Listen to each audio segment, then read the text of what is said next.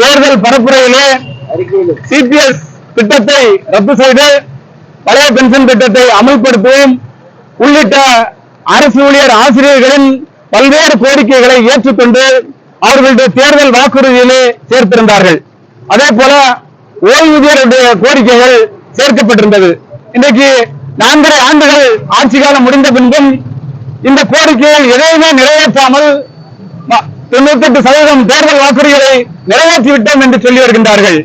ஆகவே இந்த போராட்டத்தை ஜாக்டோ ஜியோ இன்றைக்கு முன்னெடுக்க வேண்டிய காரணம் ஏற்பட்டிருக்கின்றது.